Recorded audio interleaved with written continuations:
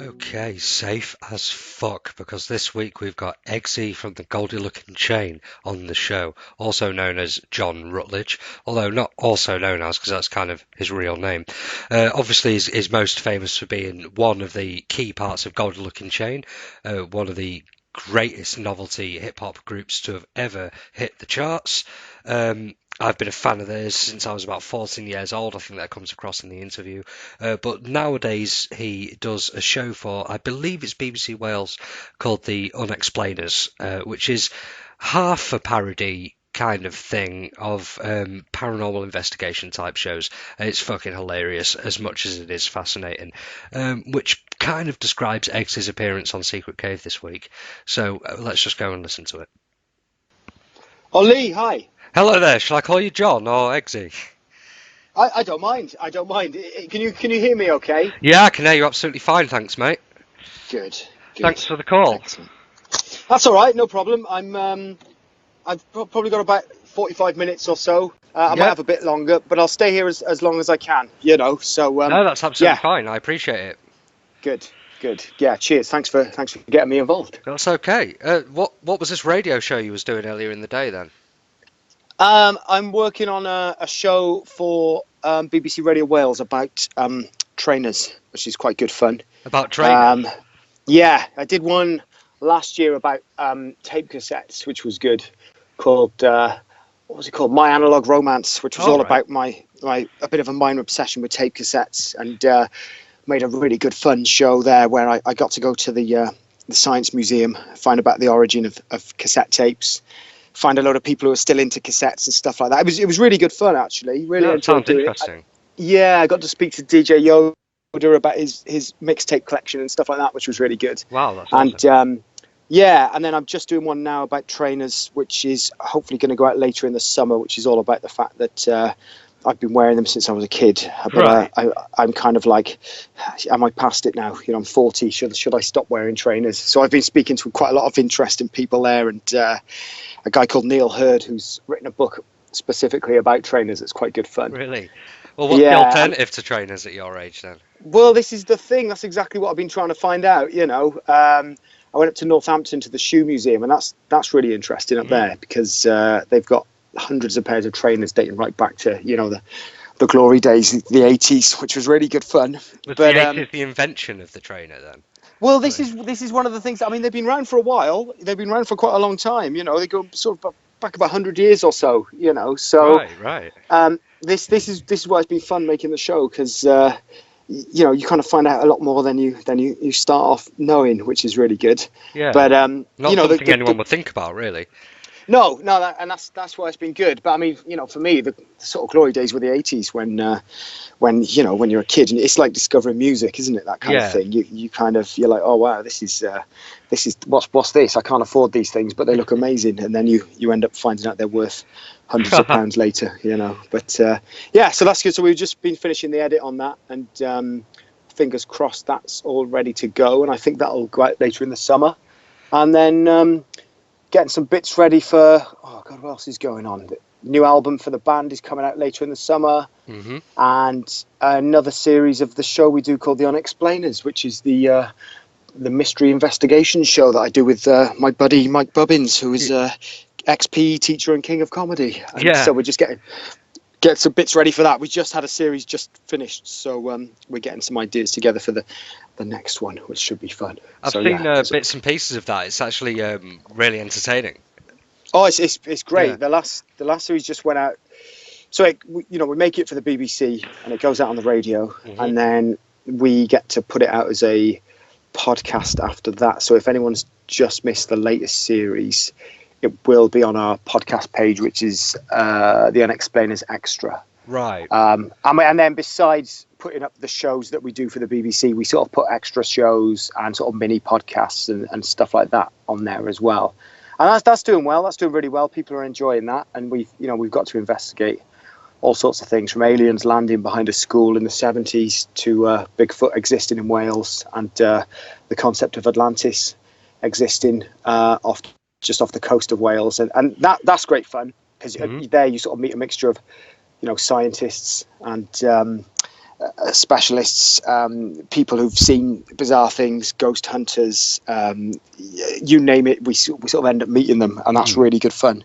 So that's good. So yeah, a lot of fun things going on at the moment. It's cool. You class yourself as the out of the two Unexplainers crew. You class yourself as the strong believer, don't you? Right? Yes, yeah, without a doubt. Yeah.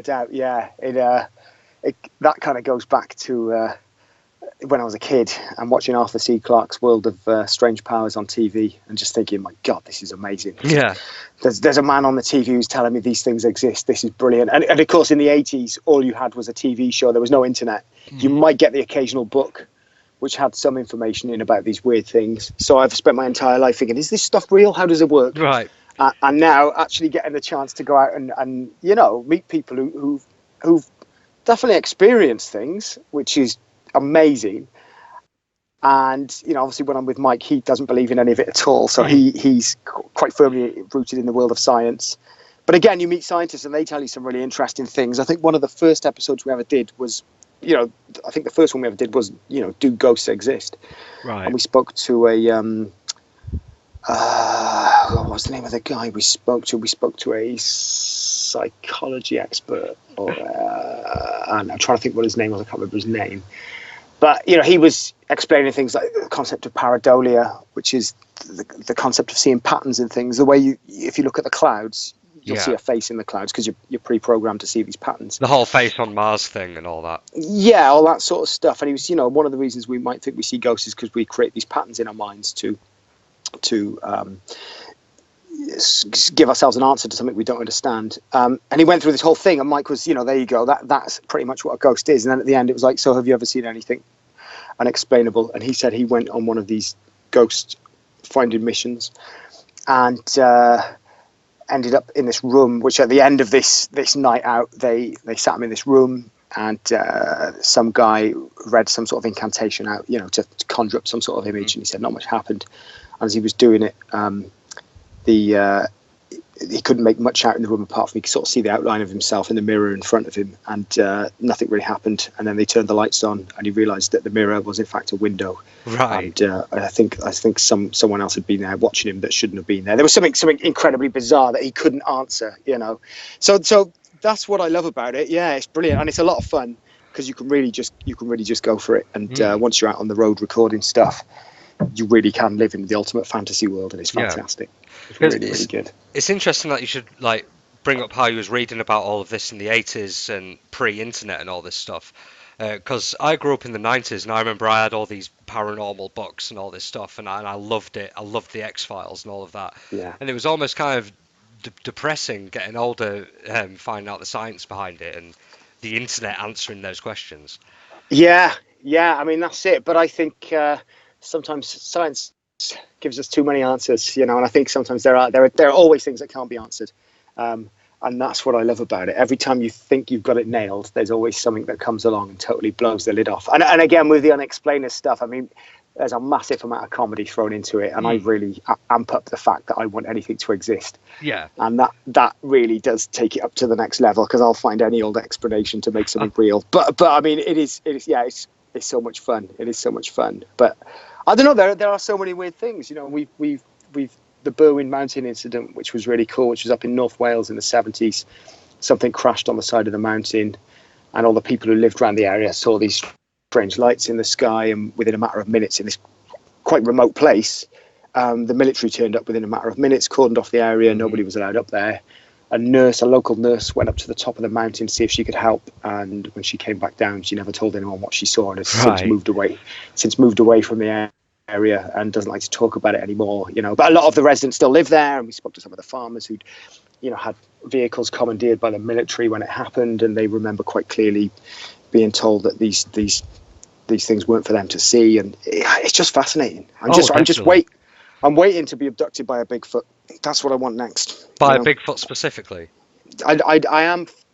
I've got it. Yeah. I mean, I just love the idea of Bigfoot existing, because he's one of the last bastions of hope. Everything gets disproven by science, but I think there's a Bigfoot out there somewhere. We did do an episode about Bigfoot existing in Wales, and that had some fantastic results. Right. Again, I won't say too much, because if you check out the podcast, you can download you can download them all and listen to them. And yeah, it's just great. It is great. But I think Bigfoot, yeah, he's the one. He's the missing link, and I think he's out there somewhere waiting. It's just I think if you came across a Bigfoot, he'd probably rip your arms off. Yeah, probably. You wouldn't survive the encounter. So. No, he'd rip your arms off and then beat you to death with your own arms. And then it'd go down as a bear attack. Yeah, and is it maybe worth it to die that way because you get to experience having your arms ripped off by a Bigfoot, which not a lot of people can say had happened to them. And if it has happened to them, they're not alive anymore either. So, yeah, classic. Well, my brother always said that if he had to choose his death, he would gladly go in the jaws of a tiger because it's like the experience of death at its fullest.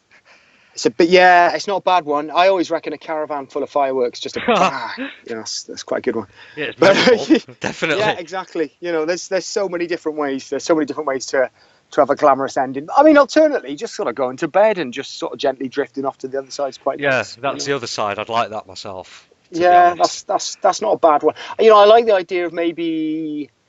I mean, if you do have to go into old age. Hopefully it's not that sort of old age where you've got a sort of an oxygen tank next to the bed and you're a bit rickety and a bit ill. Maybe you're just one of these sprightly old people that keeps going and going. And then one day you just, you have a cup of tea, put Bergerac on in bed, you're nice and cozy, you fall asleep, and then you just go. You just pass off. And they find you maybe 5 or 6 weeks later because the milk bottles are piled up outside the front of the house. Right, so, yeah. That's quite nice in its own way as well. I guess death is all about context then. Well, yeah, and it depends what sort of mood you're in. It depends what sort of mood you're in. But if you've just seen AC/DC live, you might want something a bit more raucous. Oh yeah. You might want some sort of skydiving without a parachute. But alternatively, if you've just watched Bergerac, you might just be happy to overdose on cake, go into some sort of diabetic coma, and just gently pass over. And what if you'd just seen GLC? Crikey. I don't know because I'll never get the chance to see GLC because I have to do the gigs. This is one of the things that I've discussed this a lot in the past. I'll never get to see one of the. I mean, I can watch it on video. It's not quite the same, but I'll never get to be. There have been incidents where we've done gigs and I've sort of walked off stage and watched the gig from the front and then gone back on stage. But you can only sort of do that for a couple of minutes before you have to get back up there and do the words, so yeah. So that's good fun. What are GLC gigs like these days? Because I was listening to your latest live album, The Legends of GLC, where it seems to be just you and Reese, and the so the DJ, of course. That's DJ Killer Tom. So that's the Legends show. So we do the full-on show where you have the 8-man setup. I think we're doing a show on. I don't know when this podcast goes out, but we've got a festival coming up on Saturday. Right. Should be out before then. Yeah, and God knows where that is. I can't remember. Worcester. I think it's Worcester. Or maybe it's further. Suffolk. I think it's in Suffolk. And then we're doing Grill Stock in Bristol, which is coming up in a few weeks as well. Yeah, but talk about that.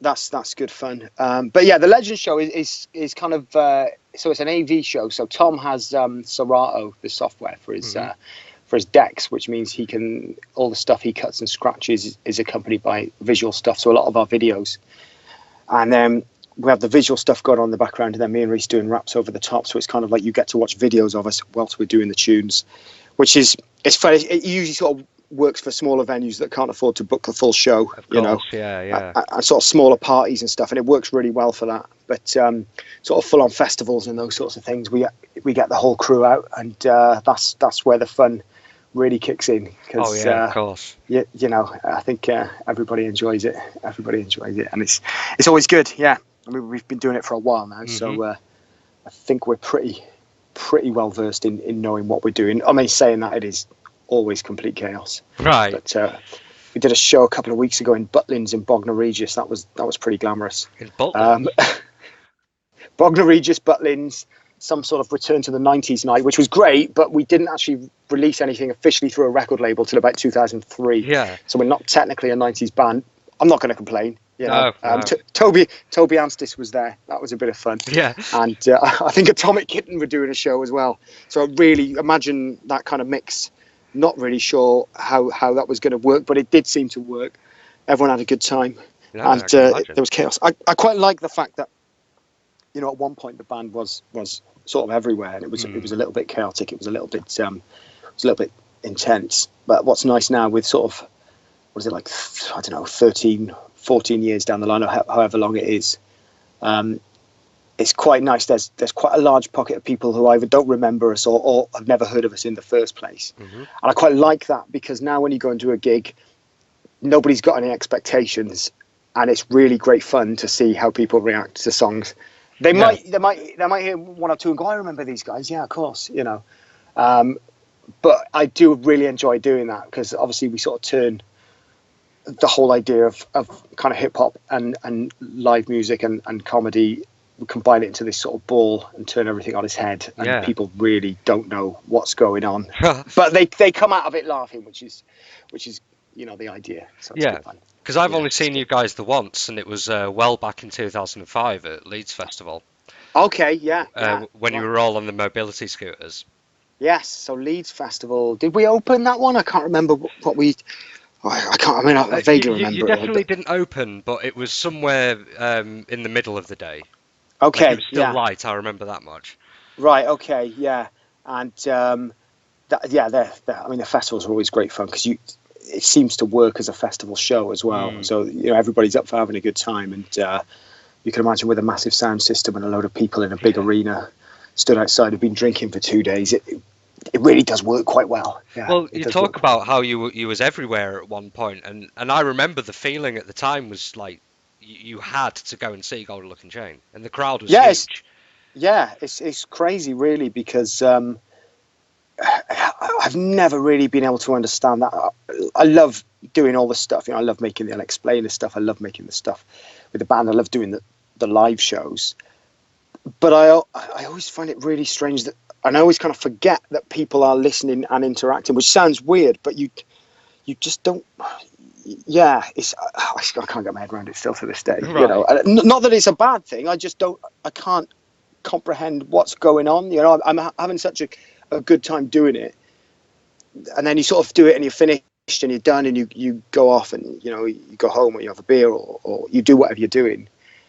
And the fact that it stays on in people's minds afterwards, and, you know, sometimes they want to come to you and chat to you or whatever, is you kind of, oh yeah, that thing, yeah. Because you live a life outside of that, and sometimes you meet people who kind of think that that's what's happening all the time, and you know, sometimes you meet people who are like, you must be mental, you must be high on drugs, and so nope, it's just a show. It's good fun, but it's just a show, you know. So, but it's I'm glad that people come, and I'm glad they have a good time. I think as long as you see someone sort of waving a bit and jumping around and smiling a bit, you're like, I've done what I'm supposed to do here, which is cool. Well, one of the things about you guys that appealed to me was a complete lack of pretension. Like you just do what you do, and that's that. And for me, it was a matter of like enjoying it on a musical level, but also I really related to a lot of it.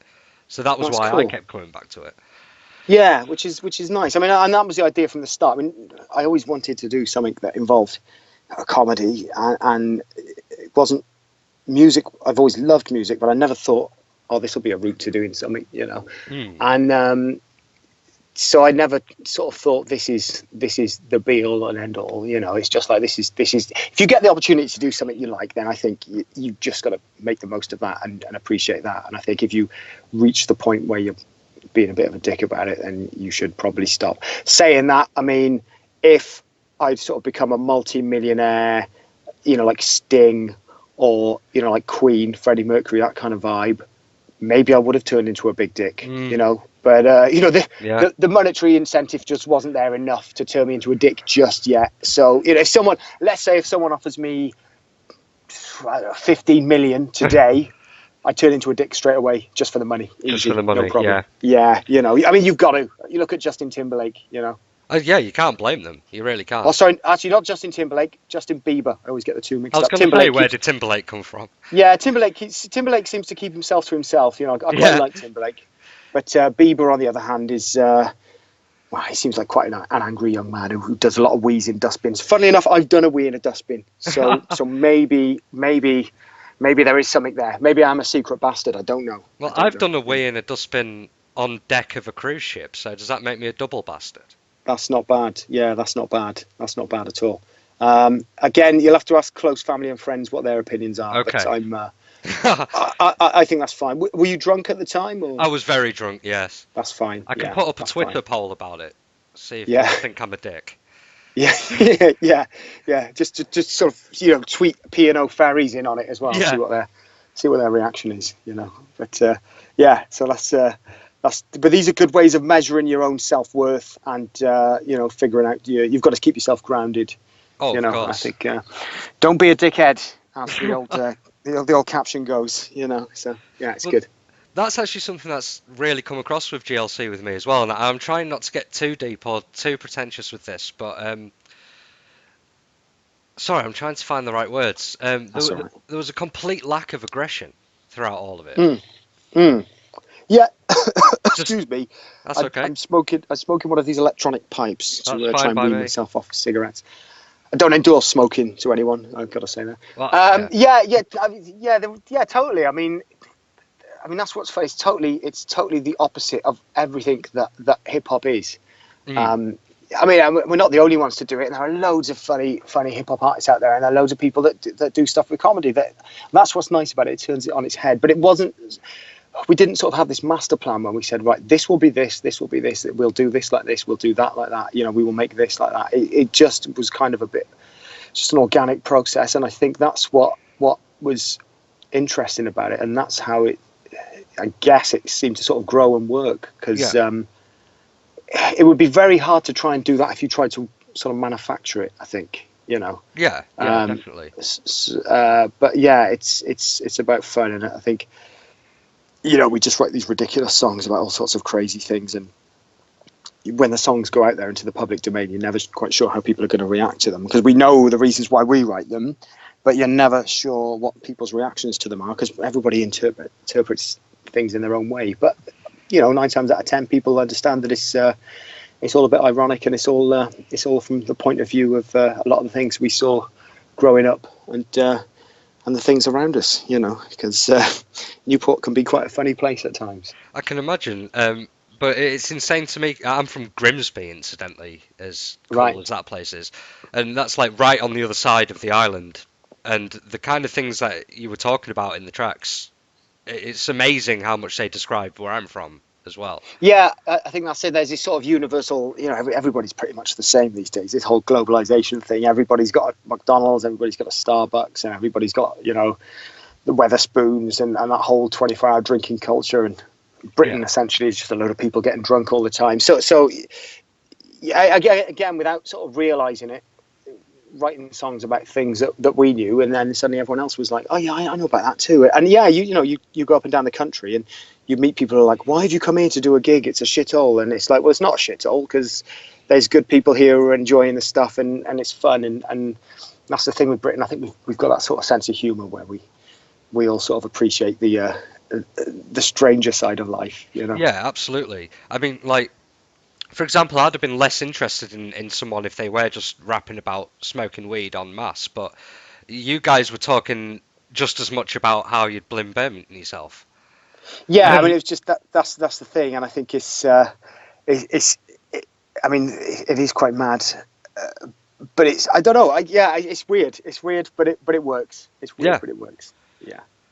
I mean, that's it. I mean, it was the first 2 albums for me were huge for me. I've listened to everything since, and I like the whole catalogue. But when I was young and those first 2 albums first came out, it really was quite amazing to me how much it sounded like my life, even though you were talking about 1983. And yeah, it's funny. I mean, so the first, what were the first 2 albums for you? They were the ones that we released. Yeah, the commercial ones. Right. Okay. Yeah. Because I mean, before then we'd done, I guess, 6 or 7 albums before. That's why the first official album released on Atlantic was called Greatest Hits, because it was a compilation of all the best tunes we'd done on just CDRs that we'd burnt off and had passed around, and it was sort of just, people had the internet obviously, but it was just before it was easy to file share or download or stream stuff. So things were floating around on cassette and CD quite a lot, and it's that doesn't happen so much now. People just have some things online,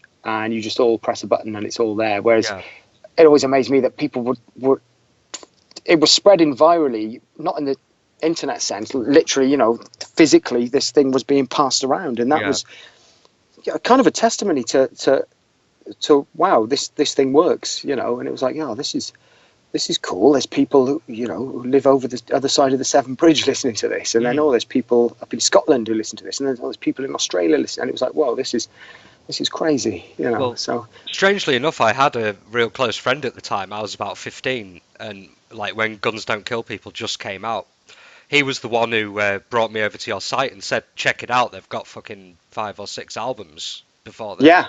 I remember your site was quite expansive. Like, it already had the tour diary stuff on it all over the place. Yeah, that's it, you know. And it's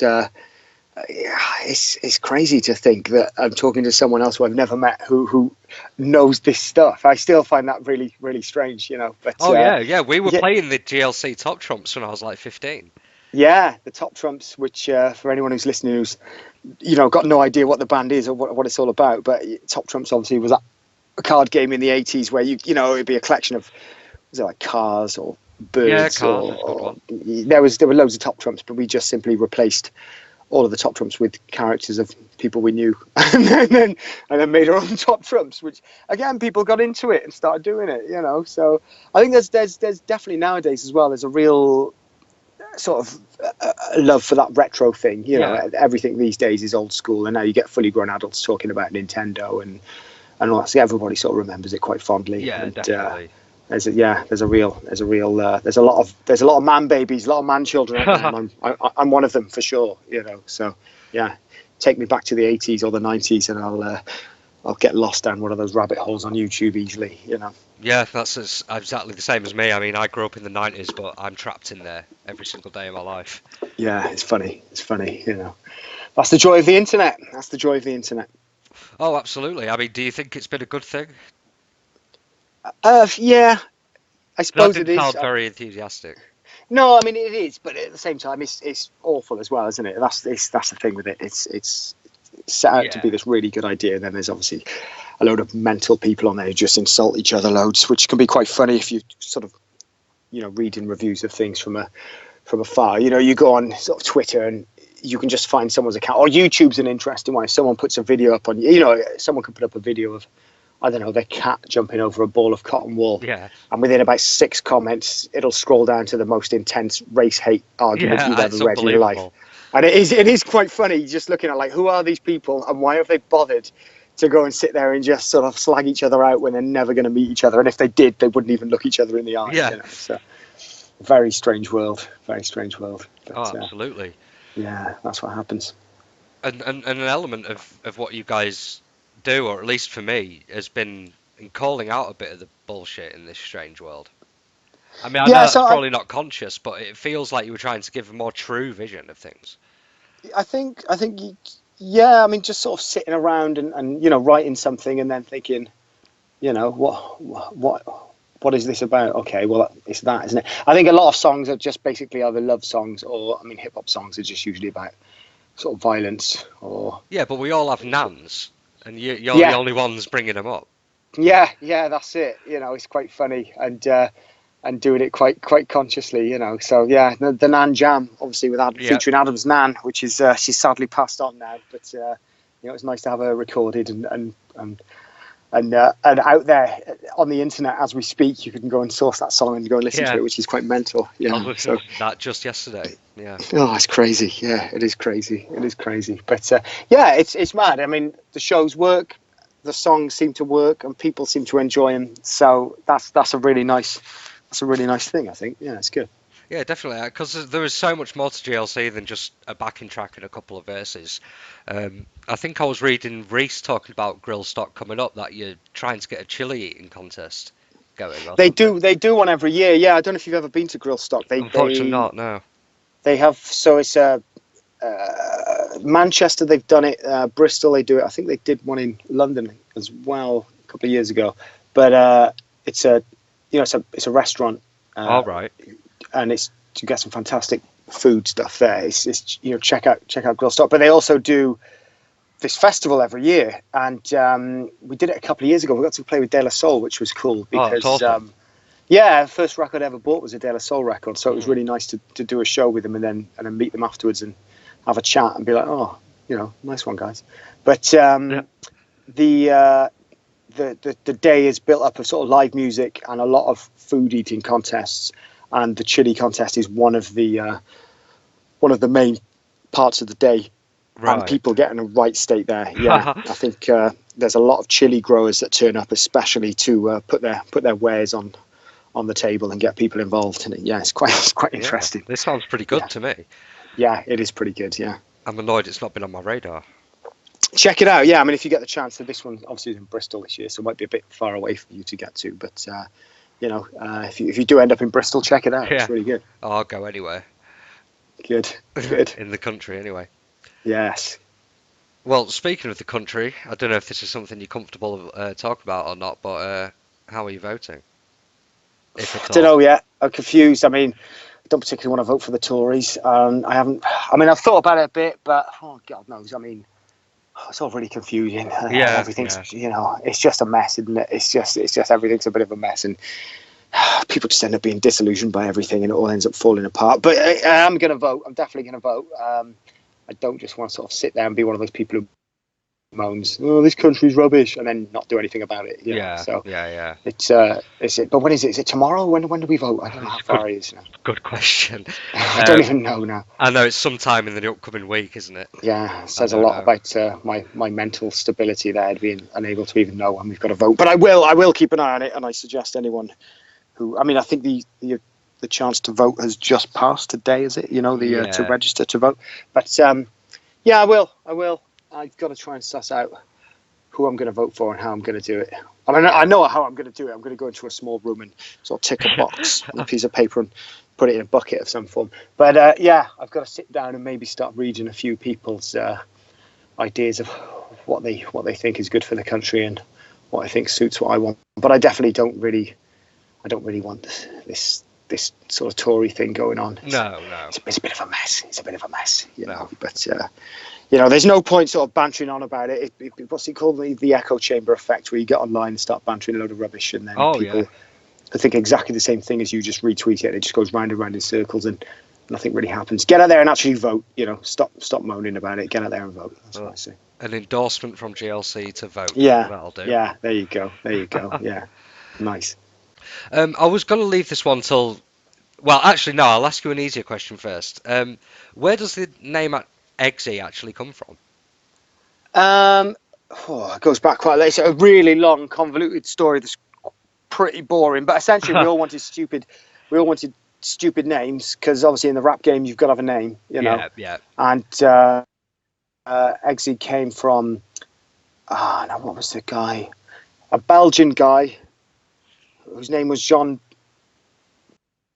Benoit. Mm-hmm.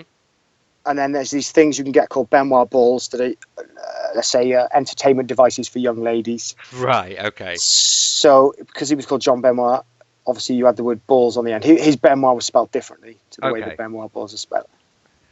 John Benoit had the balls on. They're also known as love eggs. So yes. He was called John Benoit. So, Eggsy came about from that. Essentially, that's what it is. But it's a lot longer than that, and it's kind of... It's one of those things when you explain to people, they just sit there for 40 minutes listening to the story, then just go, oh, okay. So yeah, that was that, and then we just all ended up thinking, right, you've got to have the most bizarre name possible, and it sort of stuck, So yeah. And you guys all seem to have those interesting names like that, because for some reason I remember at this 2005 gig that I saw you couldn't stop mentioning DJ Flat Press. If I remember MC right. Flat Press. Oh, MC Flat Press, yeah. Yes, a.k.a. Dave Cocaine, yeah. That name is just stuck in my head forever. Obviously, I got the DJ wrong, but there's just something about it that was so hilarious that someone had choose that as a name. Yeah, MC Flat Press, yeah. Dave Cocaine, he's one of the sort of... Dave's brilliant, because you never quite know when he's going to turn up or where he's going to be, but he's involved with...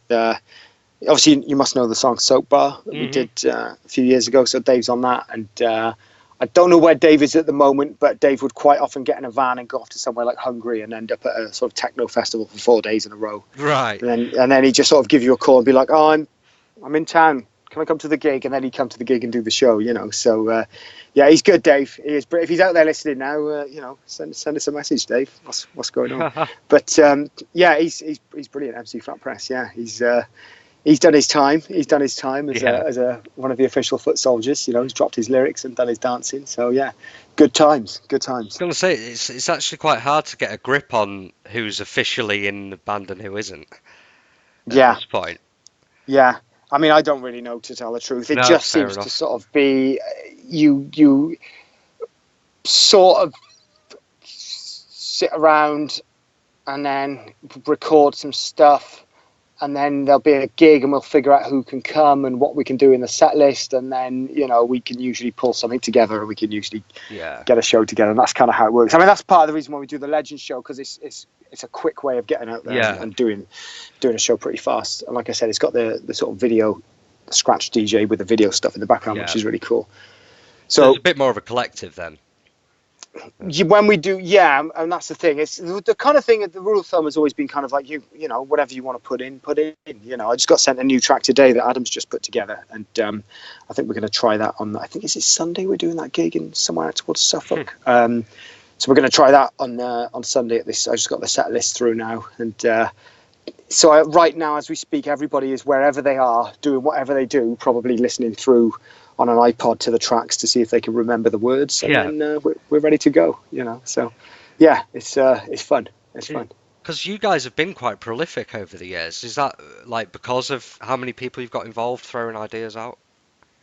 No, I guess so. I mean, sort of, me and Reece started doing it years ago, and sort of putting tunes together and then chucking some words over the top of the tunes, and it's always been that sort of ongoing thing, you know. So he'll sort of have a wad of beats that he's made, and we'll be like, we'll get a little bit of time, we'll pop up and fling a few ideas around and chuck some words in, and whoever's around will come, and then we always end up sort of having a sort of a backlog of stuff, and then going, okay, we might as well put this, and we tend to put an album out every year, so there's always something out every year. Something comes out, you know, 1 or 2 releases, and that's what this new one is hopefully out in September, and that's the next thing to come out. I don't even know what the title is yet, but there's some new stuff on there that'll come out. That'll be fun. So yeah, it just seems to happen. It has to stop at some point, you know, but it seems to still be going at the moment. But I'm sure at some point it must stop, and that's the bit where, you know, you get into bed, you watch Bergerac, and then you just gently die. And then you gently die, yeah. Lovely, so there'll probably be no caravans and fireworks for GLC then. Well, you never know. You know, you never can tell. Would you rather it ended in a bang or a whimper? I mean, it probably technically ended in a whimper about 9 years ago, but it still seems to be sort of limping along, you know, and every now and then having a little extra spurt of life. And you know, in the meantime, I'm trying to investigate the paranormal with an ex-PE teacher, and put together radio programs about tape cassettes. So, you know, it all sort of keeps moving along, and that's cool by me, you know. So yeah, it's good. A damn interesting way to describe your life anyway, man, that's for sure. Yeah, it is. Again, you don't think about it until you stop, and then you're like, that's a bit weird, really, isn't it? Yeah, very much so, yeah. Yeah, it's crazy. Well, I guess the last question I had, and I have left it right till the end because I worry it might be somewhat sensitive, but okay. What's gone on with Maggot then, John? Because I can't find any information online. Yeah, well, again, it's just like he just couldn't be bothered doing it from about a year or so, 18 months, 2 months, 2 years, probably about 2 years ago. He just couldn't be bothered to do it anymore. Right. So I think he's just. But this is the beauty of it, though. You can sort of come and go, you know. So I quite like the fact that you can. I can't be bothered to do it now. Yeah. Give it a year. He'll probably be back on stage again. You know, that's kind of the way I look at it. I mean, he may not, but I mean, there's so many of us. Nobody really knows what's happening. Yeah. So when you get on stage, no one really knows who anyone is anyway. No. Which is quite, you know, there's a good mystery factor there. But that's what it is. You know, it's just kind of the mystery and intrigue continues. I know as much as you do when it comes to who's going to be at the next gig and how it's going to work out. But as long as worried there'd been some kind of fist fight or something. Well, there's never been technically a fist fight. There's been I think there's been members of the band have sort of bitched at each other at 3 o'clock in the morning when we're all trying to sleep on a tour bus and it stinks of human flesh. Yeah. But you know, I don't think anyone's ever reached the point of actually murdering anyone just yet. No. But again, see what happens. Give it another year. You never know. So Maggot's not sleeping with the fishes right now?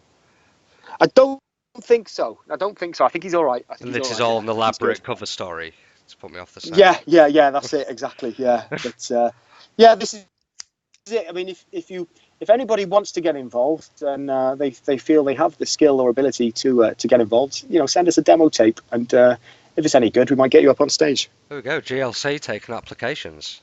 Yeah, but it has to be good, mind you. I mean, when I say good, at least, some words that make sense in time to music, so that's kind of the best way to do it. Right. But if you can't be bothered with that, just start your own novelty pop act and take them out on the road and give people a good time. That's kind of what they want these days, So that's what it's all about for you then, is giving people a good time.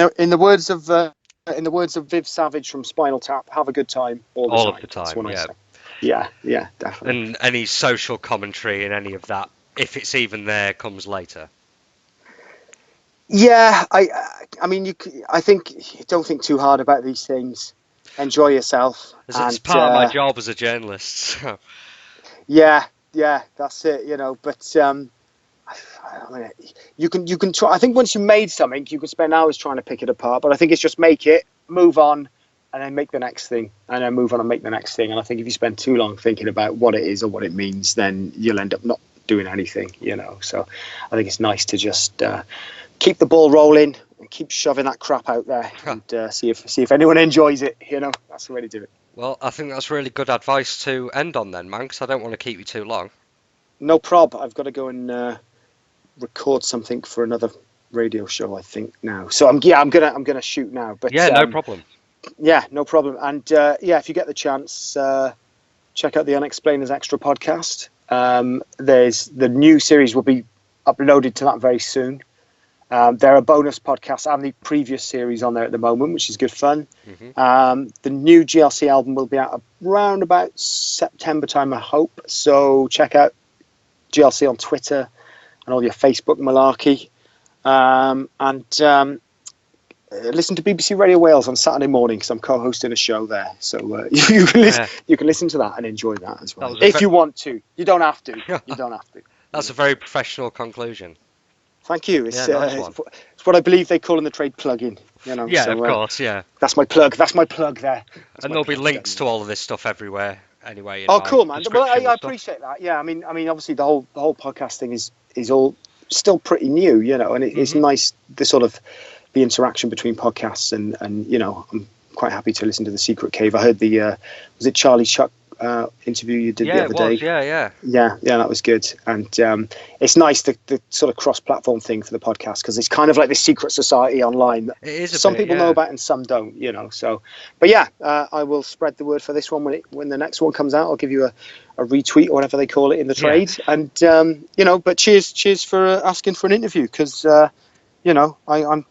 I'm like I said, always quite amazed when people show interest in these things because I still find it very hard to comprehend what happens once you've made something and it goes out into the stratosphere. It's nice, it's really nice, but it's kind of mind blowing that people like it in a nice way, not in a Justin Bieber way. Yeah. Like, what do you fucking want to talk to me for? Not like that. Yeah, but, right. Oh, that's cool. Thanks, dude. So yeah, lovely. Well, quick last thing just before you go is that I've been listening to Greatest Hits since I was about 14, and I've been saying to just about everybody that that's one of the best produced hip hop albums ever. I don't care what genre. So thank you for that, man. Thank you for having a chat with me today. That's fantastic. Thanks for listening to it, and thanks for checking it out. And really appreciate it, man. And if we are gigging up near you in the future, give us a bell and I'm sure we can probably get you on the guest list. There'll probably only be about, we're long past the glory days now, so there'll probably only be about 30 or 40 people there, so it won't be hard to get you in. But, but if you want to come, just, drop us a line and I'm sure we'll try and get you on the guest list. Oh, definitely. I'll be in touch. Wicked. All right, nice one, man. Let me know when the podcast comes out and I'll check it out. Yeah, I will do. Thank you, John. Lovely. All right, cool, Lee. I'll speak to you later on. Bye for now. Cheers, dude. Bye-bye. Bye-bye. Bye.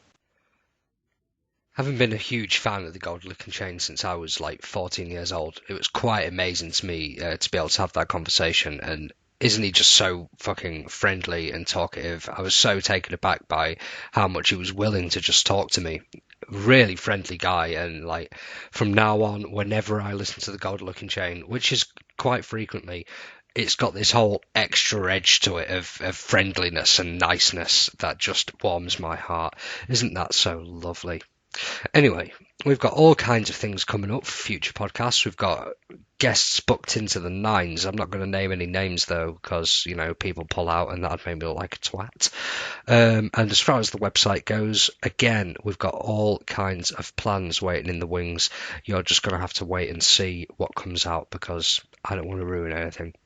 Anyway, thank you very much for tuning in, and catch us on the next episode where we will have another guest, hopefully. Thank you again, and goodbye.